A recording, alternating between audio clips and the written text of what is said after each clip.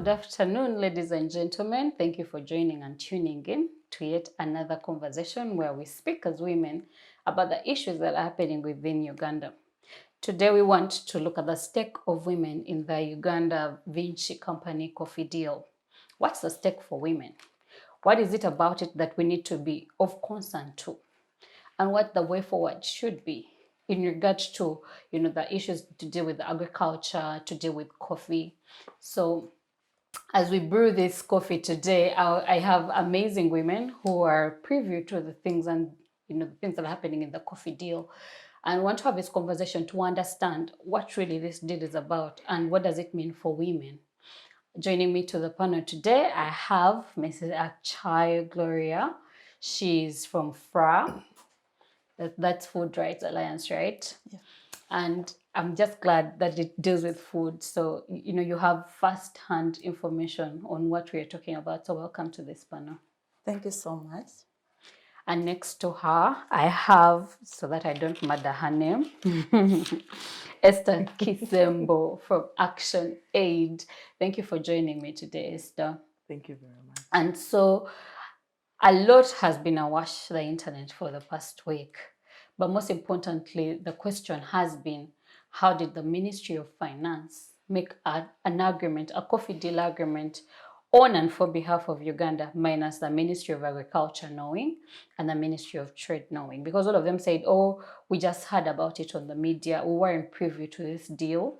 And so we have a law and legally binding, I don't know if it's legally binding as of now, document that gives rights away to the coffee that is within this country. And we want to imagine what does this deal mean? Do women even know what this deal is about? I'll bring you into this conversation, Gloria. What really is the deal between Uganda and the Vinci Coffee Company? Thank you so much for inviting us, and welcome viewers to this conversation.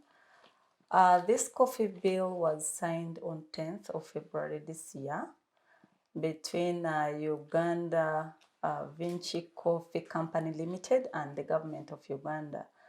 So in this very agreement, we have seen some sort of controversial clauses that we feel is not going to be in the benefit of the country, among which we are talking of several clauses, which is talking of giving rights to this company to begin with. The very many, actually, the way the agreement is structured, it's more of giving support to the company vis-a-vis what the country can gain from it. So in other words, the government of Uganda is on giving to the company instead of the company giving to the government. Yes, that is it. Because for a local person out there, we do know that when an investor is coming in, we are looking at so much that is coming with it for us to gain. What's in right it for from us? The jobs, and then they are going to also pay taxes and all that. But then this is actually the opposite of everything, because we have seen in this agreement, it's referring to agreements that were signed in 2015, giving land to this investor. And so in this land, it's a 49 years lease that is given out. And up to now, there hasn't yet been any sign of construction yet in 49 years. Yeah. So at the same time, this agreement goes ahead to give tax incentives to the company. But in this, the agreement says that this company is waived of all the taxes under the laws of Uganda. And if at all it happens that there are other taxes that maybe they cannot be exempted under, then the government of Uganda will pay for them the tax. Interesting. But remember, if we're talking about its implication on women, we are talking of local Ugandans who pay tax. Both men and women in this country do pay tax. So that does not only affect our economy, which is struggling, but it's also impacting on the poor Ugandan that is paying tax. Because the government, I may say they don't have money, but the money they have is the taxpayers' money. Indeed. So we are paying for this company that has come to make profit in the country using taxpayers' money. And it also goes ahead to say that in case in the near future, this company is at a risk of, say, incurring cost due to maybe any changes in the laws that we have in the country. Whichever cost they have incurred, which could have been made profit on their side, the government will be the one to Interesting. to pay, to compensate So where them. are we gaining as Ugandans? So that is the question. And then it didn't only stop there. It has gone ahead to say that this coffee company is going to get the priority supply of all the coffee. Priority supply, and it's calling talking of the top quality one, you know. So in this sector of coffee, we don't only have men, but we do also have women. Indeed. But again, in addition to saying you're getting the top supply before any other exporters, it also says that for this other export, you need to first get enough to consume as a factory, and then you have to be able to sell your surplus. Meaning they're not only targeting the 27,000 to 60,000 tons that is mentioned, but they are targeting surplus, which surplus has no limit. Indeed. So at what point do you have your other exporters, the local exporters, the foreign exporters we're having in this country, get opportunity to have surplus with them? Indeed. You get. So at the same time, it goes on and says they give them the right to make the premium price for the supply of this coffee. Oh, indeed. So if you are a poor woman out there selling coffee, you're not going to come in to negotiate this coffee. It's this company that is supposed to make the price for you. So I plant the coffee, you decide the price for me. Exactly, which is so unfair, because we always charge our prices in accordance to how the output was, the harvest was, and all the cost you made into coming up with your produce and all that. So if you have a coffee company that is given opportunity to make the price for you, definitely you might end up not getting the profit that you're aiming at. And for a woman, this is not only going to affect you as a person making profit, but your household, because the whole entire household food security dwells on women in a way. So that is another angle we are seeing, that this thing is not right for us. But it also went ahead to give this company just 5 cents to pay on electricity.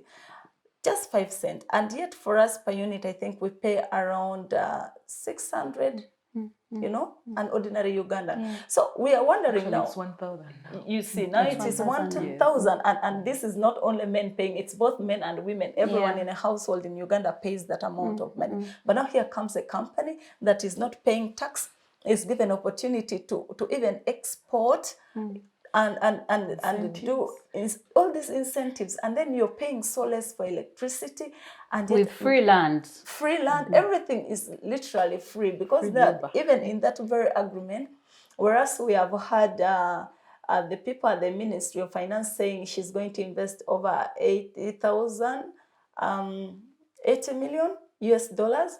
It is not, the price is not in the agreement, you know. So it's just a rumor that they need to come openly and produce for us to say that it's true. This in the agreement, where is the $80 million? We don't see it. Indeed. But again, we have also had MPs on the floor of Parliament saying in the government's ministerial policy statement, they have allocated money that is supposed to be given to support this company. So now the question is, in Uganda, among the top 13 exporters of coffee in the country are foreigners. So what is so special with this other foreigner? Because these ones didn't get all this special, benefit treatment. Now, but this one is so exceptional. Indeed. So. And maybe, Esther, let me bring you in there, because she now, jumps me into the question of guiding principles and maybe also the criterion that goes into choosing, who will invest in this country. Because coffee is very sticky. When I was reading the facts around coffee, they say, Uganda exported a record of 6.8 million coffee bags. And that was the highest in the total of 12 months in 30 years. And that was just for the financial year of 2020, 2021. So arguably this year, the coffee will, be a lot. Yeah. And, there'll be a high stake in exporting. And so the question then goes back to, what was the criterion or the guiding principles in coming to such a deal? Yeah, actually in Uganda, looking at the laws, it's always Ministry of Finance that signs off all the treaties in Uganda. Yeah. But of course, as they're signing off the treaties, it's very key because always have stakeholders to that effect. Now, in this case, we have Ministry of Agriculture that deals with agriculture in Uganda. And it's very, very key because it's alarming for them to say that they weren't part of the deal. They are supposed to be part of the deal because then they have experts who are going to guide. They have all the statistics that, they can use to guide on what next, especially with the coffee that we're having in Uganda. And besides, just last year, we launched the what we call the National Action Plan, the guiding principles of business and human rights in Uganda.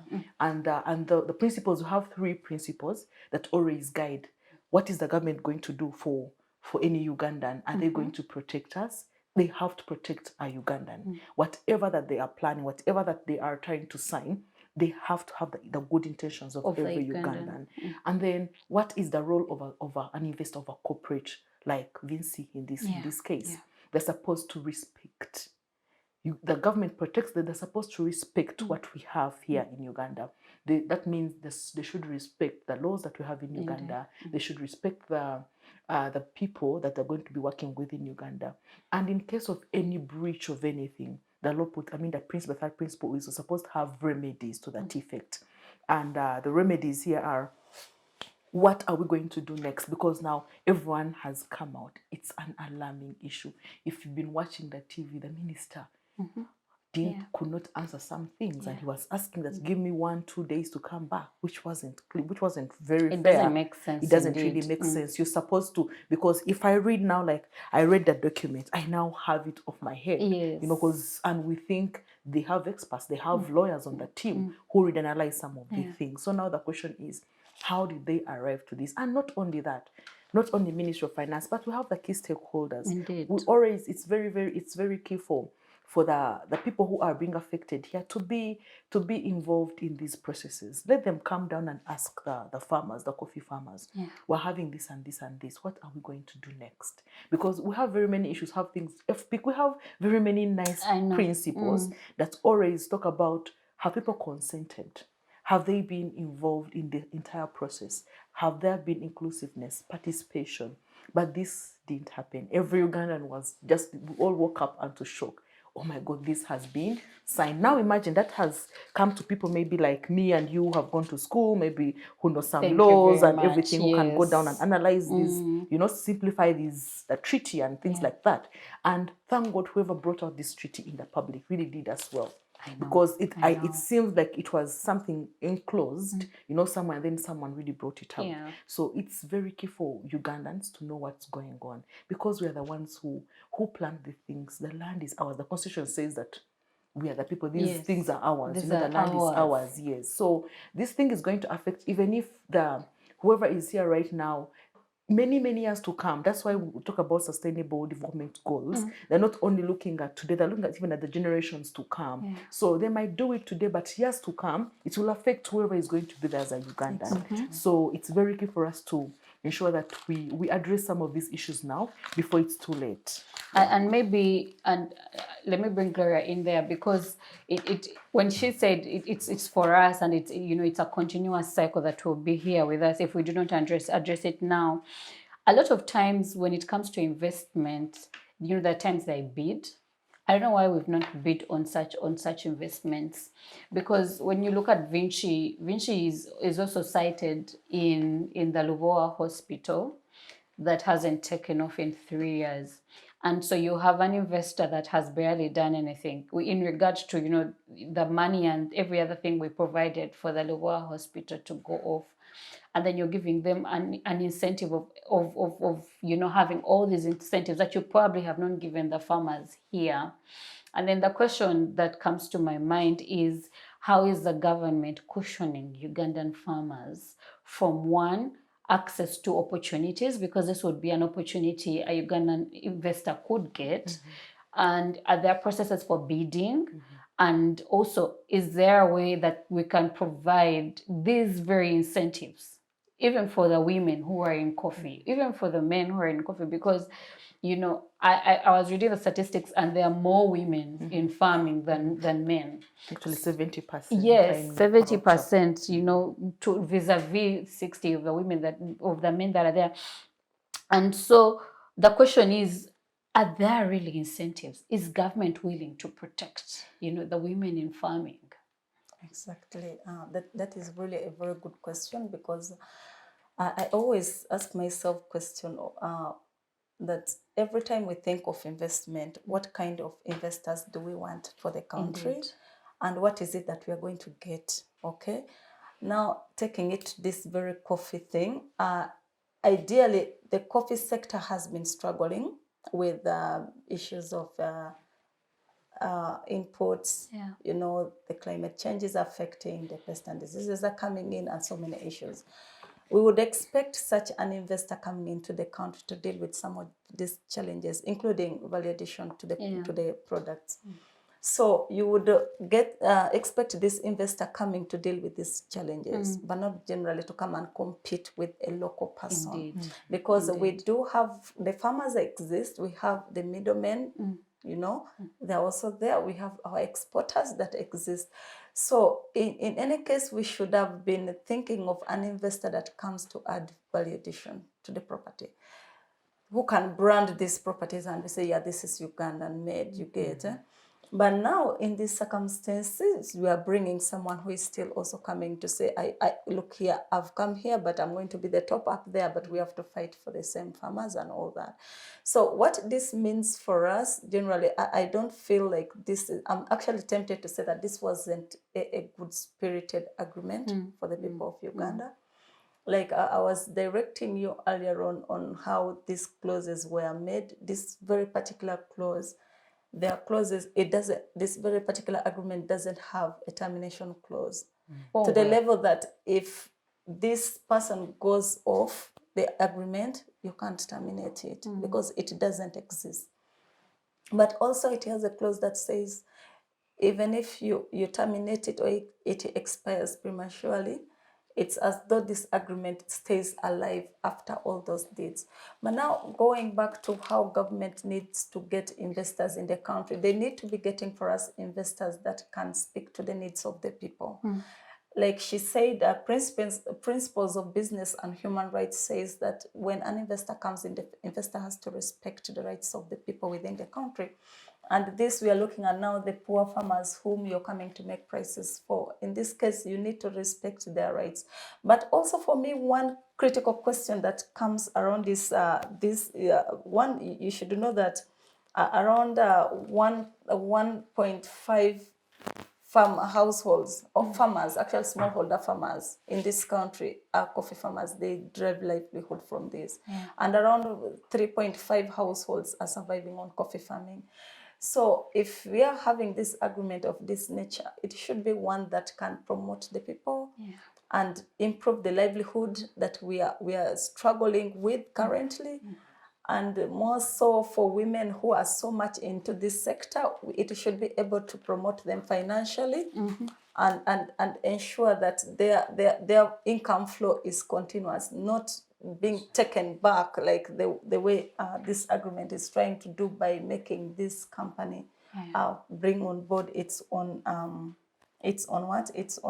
prices to impose on the people. So it's paramount that we continuously follow the guidelines that are within the country. And even when you look under the Investment Code Act, there are qualifications for a company to qualify when in as far as incentives are concerned. They are so much lacking. This Vinci company is so much lacking in this. But again, also you mentioned the Lubowa agreement. Giving a track record of who this investor is very much paramount. For example, if you have had an investor for the last 3 years was unable to put on structures. And they've proven they've not done that job. They have not done it. And we are looking at November 2022 for this structure to be up. It's as if it's so much. I was watching on TV, it looked like they're rushing it up. And then I was cracking jokes saying, time will come when this building will even start falling off people because they're not taking time to do the right thing, but they're now trying to make value for the money. But I don't see value for money in what they're trying to do even right now. So we need to make track record of what kind of investors we want in this country. And if they're investors for the people, to promote the people of the country, then it shouldn't be ones that are coming then to take away the little that we have. Indeed. But we should work hand in hand with them. And like the argument is, this is more of the welfare of Uganda instead of Exactly. the profit for Uganda. So before we even Yes. think about profit, can we readjust our seats and think about the welfare of Ugandans, especially the women who are farming this very coffee? Let me bring you in, Esther, but just to get us into the coffee marketing cooperatives and marketing board, when you talk to a lot of our parents, they'll tell you coffee educated me. Our parents were coffee growers, and there's a pride in the fact that they were raised on coffee, and rightly so, because it's our second most exported commodity. And when you talk about cooperatives, there's a little bit of retrospect and nostalgia that comes around the things that the cooperatives were able to do for them in that time. And I'm imagining, is it time to revisit this conversation? Do we need, instead of having, a middlewoman at this point, or middlemen, can we bring back cooperatives to be able to leverage women in this space, to be able to help them, have agency and voice in making prices, in getting markets? What do you think? Yeah, I think that's a very, very, very good discussion. And I remember when I was young, we used to go for trips, and then they would tell you, we're going to this factory, we're going to these cooperatives, Yeah. and by then they really used to be very vigilant, and you would come out when you're very happy, and you would learn a lot about cooperatives. As the word goes, cooperatives, it just brings like different farmers who are doing specific things together. So it means that it can really, really work. And for us to be, maybe it can even be specific, to have some specific guidelines if they want to promote women, specific that for women, this is this much, so that they can encourage them to be able to, to plant and put in a lot of time to do this. I remember, I think it was early this year when there was a discussion from the president of Uganda about coffee. At first there was some conversation on coffee, and was saying everyone has to plant coffee. Yes, if you moved in Uganda, especially in the center of Uganda, there's nowhere you don't find at least 2, 3, 4, 5 branches of coffee. And every time they tell you, as coffee has made us. So which means coffee is something that is very important.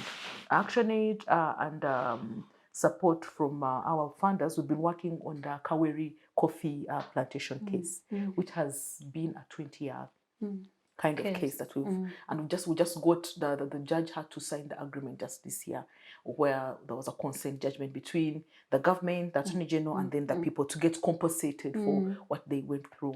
And I remember been making few visits in the plantation, where right now I think it's New Cafe that is the owner, the Germany based company that is there. And you find that up to now people are still crying, this used to be our thing. We used to do coffee, we used to plant our coffee here. So now imagine having a cooperative that brings all the farmers together, and they have very clear and specific guidelines on, if you bring this much, this is how we're going to negotiate. Because even I think in the sugar factories back in Kinyara and what, they have outgrowers who always bring sugar canes to the factory, to the mud van, and then they negotiate on the price. Of course, the implementation might be a little different in terms of how much, the delays and etc. But at least it gives a platform where someone can always come and say, look here, I can take my coffee to this cooperative, than saying that if you plant your coffee, then I'll come and I take out your coffee and the way I want it, price. and I'll dictate the price. This is my land. You don't know how far I've gone with this, with this entire thing. So what if I don't plant the coffee? They're going to put a penalty. If I plant vanilla? Yes, they're going to put a penalty to that effect. So they're like trying to force me. You're supposed to put coffee, which is really not right. At the end of the day, it all goes back to the people. We need to have a consensus between the Ugandans who are planting the coffee and the government. And I think this, at the end of the day, it's like they're trying to push people to the wall. And the moment you push people to a wall, they might not really do what you want them to do. Because trust me, the implementation might really be hard of this entire thing of forcing people. They'll always have other exporters on the side to do all these things, and many things will happen. So I think it's high time for a government to realize and recognize that the farmers have a say and have a right in all this. And if we need cooperatives back, we'd rather put them back. And things, I think, will move better than putting something on people and then you want them, to just do what you want. We need to have a consensus. We need to have a round table and we discuss such things. Actually, I think last week, Siatini and Fra, they had a meeting, an engagement, and the farmers were talking. The women were coming out to, to say all these things, but us we've been fine. Why are they bringing all these things? Why didn't they involve us? So it means someone just sat up there and they did their thing and didn't involve these people. So people are confused. So at the end of the day, I think it's high time that the government can revisit whatever they have planned and whatever they had put in the treaty, so that we can have a more consensus thing that is going to pay off for every Ugandan. Yeah. Gloria. Maybe I could add on what she said. Like, someone can wake up one day and say, okay, I'm going to plant something else and not coffee. It brings us to the question of, is this agreement binding on our coffee farmers? Indeed. Because the partners here, the parties here is the company and the government of Uganda. Coffee is not a natural resource, you get. Like for other natural resources, we know that government holds it in trust, so it can deal with it the way it wants. But now this one is my thing. It's not. I've not heard of any plantation owned by the government. If at all it exists, fine, but I've not heard of it. So then how dare you make an agreement and you want me to be part of it? I don't know the terms and conditions. I know how I do my things. And you didn't consult me. You didn't consult me. So the question of, is this binding on the people of Uganda, is another question, because you can't force me to sell to you when I don't want. I can wake up, cut down my plantations, and you can't do anything about it because it is mine. So as they revisit this agreement, the question of, is it binding on our people, is really important. Mostly with the other companies, we know that, like she mentioned, the sugarcane factories, people sell to them and they negotiate themselves off. So now this, you're coming to, it's really, it's hard to tell, but it's totally an entire different thing. But if they want Vinci to remain in this sector, then they should revisit the agreement and let them be as normal as any other exporters that are going to be in the story. And I would rather they even bid. They don't have to compete. They compete like any other, for the market, they compete for the supply, they compete for the prices. So not this thing of you're the superior when you're up here. And I always wonder why there are a lot of incentives for foreign investment companies and not for local investments. Exactly. That has been the same discussion. Even when talking about tax, we always review tax bills on a daily. And if you're to look at what's happening right now in the economy of Uganda, fuel, you see how much it has gone. By 400. I remember last year when I think it was Minister Bahati, when he came, it was like, we're going to add only 100 shillings on the fuel. When I tell you 100, it seems small. Small. Yes. Indeed. But that 100 is a lot of money. That's why we're being affected, like this. We have actually more pressing issues, like the economy is, things are becoming very expensive, than addressing small things like coffee. There are very many things we have to address right now. Yeah. So imagine now the fuel already is expensive, and now you want a woman to supply coffee.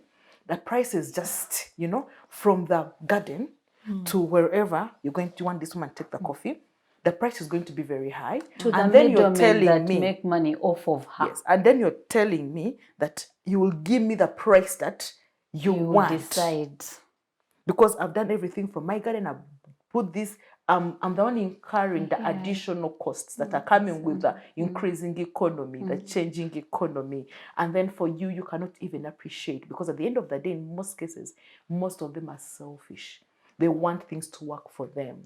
It's like when you go to a shop and they tell you this thing is 100,000, you always negotiate. I have 80, I have 60 until you come to a meeting point. Yes. Why do you negotiate? Because you're always selfish. In most cases, because you want something to work for you. That's on a normal day. So even Vinci would be selfish, of course, to get it at the lowest price. And then they're selling it at a very high price. And then we're looking at incentives that are coming in, exemptions left, right, and center. Then we're looking at issues of, in case of any loss, the government is down to incur the costs. Then we're wondering, what kind of treaty is this? I hear you. It's just not fair. And that's a stake for women, because, like we said, we are 70% in this system, in the farming, most especially. So because it's very hard to look at agriculture and not see the face of women. Exactly. I want us to buy into what then our way forward, because I was reading and they said government has put a halt as these different interventions are going on so there's a halt to the deal, and different committees are now sitting. But then what's the way forward? How do we forge forward? If it goes through, what's the stake for the woman? If it doesn't go through, how do we move forward to future deals, but then also to protecting the Ugandan farmer? Gloria, Now, you can go first. to begin with, in as far as this is concerned, the good thing is, despite the termination clause that is missing, we have an amendment clause, which is giving opportunity for modification and then amending this very clause. So right now, since several actors are talking about this and are giving different recommendations, they should adopt those recommendations and make amendment to this deed so that it serves the interest of the ordinary Is it possible to Ugandans. do away with this deal? Because our track record with Vinci is not a good Right one. now, it is not going to be possible to deal away with it because already it has, it doesn't have the termination clause. And like I told you before, I wanted to read this. There is a clause called continuing rights, okay?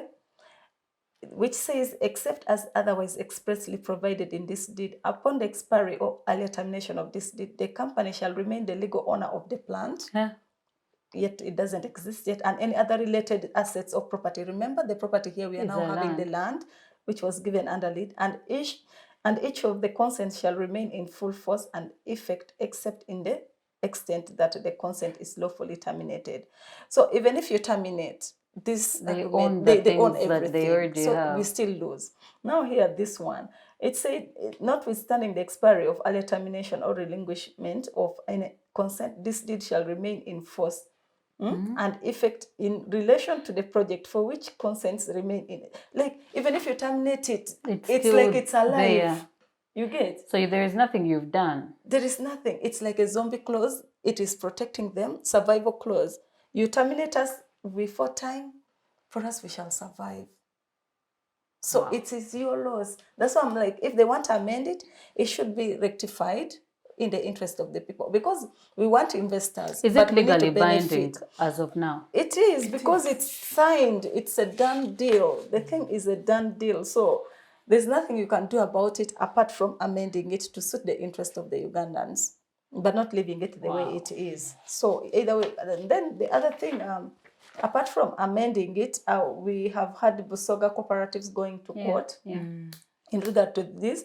But for me, the question of it should be one of it, that this is not legally binding on them. If I were there, this is what I would go with. Yes. It's between you and the government of Uganda. They don't own any coffee plantation to give you, so you can't force me unless as a government farmer. plants coffee. Exactly. Indeed. So, or else they plant their own as Vinci. But for now, you can't force me to sell to you when I don't want. I didn't make So this agreement I'm not with part you. of this agreement. Yeah. It's not, that is another thing that we can do right now. Otherwise, the government should right now concentrate on improving the agriculture sector. Yeah.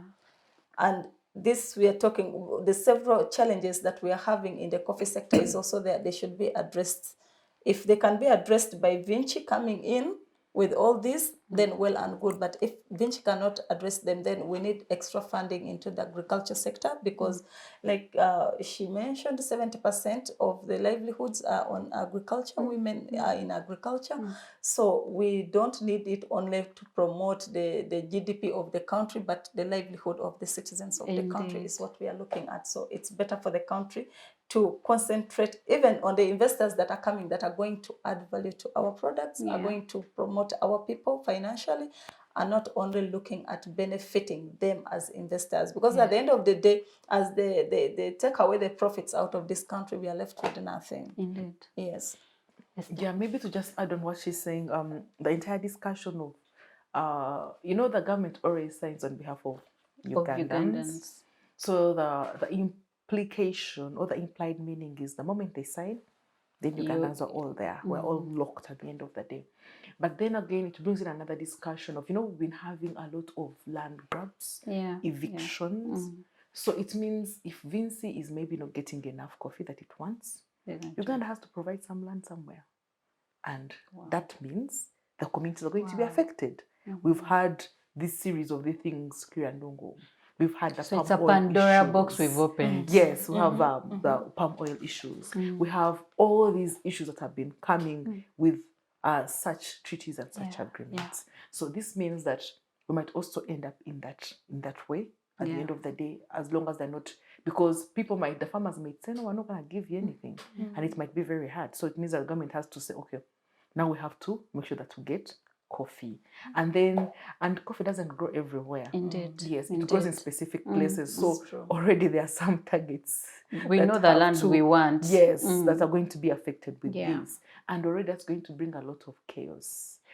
And it's disturbing at the end of the day. So I think government should, in one sense or another, they should look at maybe getting up programs that are going to empower women to start planting this coffee, and then also reviewing the terms that are friendly, that are user friendly, that yes, the government is going to benefit, this is going to benefit, the government is going to benefit, and even the farmers are also going to benefit. Yeah. And then we should also not throw our middlemen that we have, because they also get livelihood from this entire process. Indeed. We shouldn't forget the other exporters, because it's not only Vinci. There's no way Vinci should be a monopoly, really. There's nothing much they're really adding. Actually, others are adding more than what they are doing right now. Yes. And then besides, it has track challenges, criminal track challenges, wherever it has been, So, and what's not very clear is the person who signed.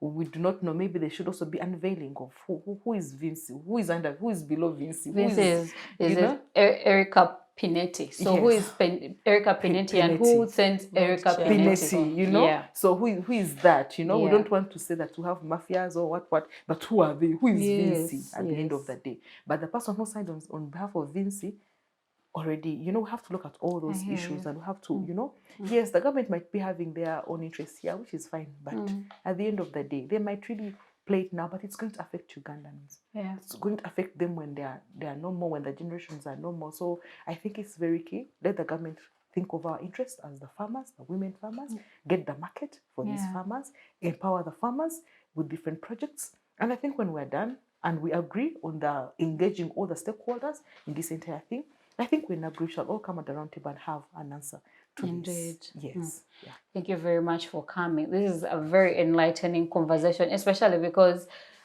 throughout social media, this has been a conversation happening. But to break it down to a layman, to understand that there is nothing you are gaining is very critical to this conversation. And thank you for joining us. I need you to continue this conversation in your spaces because, coffee is our second most exported product. It would be very unfortunate if we didn't understand who we are inviting to the table to have a conversation with. So keep these conversations going, question. You need to question everything. As the government, continues to deal with the backfire that has come from this deal, I hope every other woman watches this to remind themselves that because we are the majority in the sector, it's very critical and pertinent that we understand what's being brought to the table. Thank you very much. I've been your host, Tricia Gloria Nabaye. Please like, subscribe, and continue the conversation in the comments. We'll be definitely responding to them. Thank you. Bye-bye.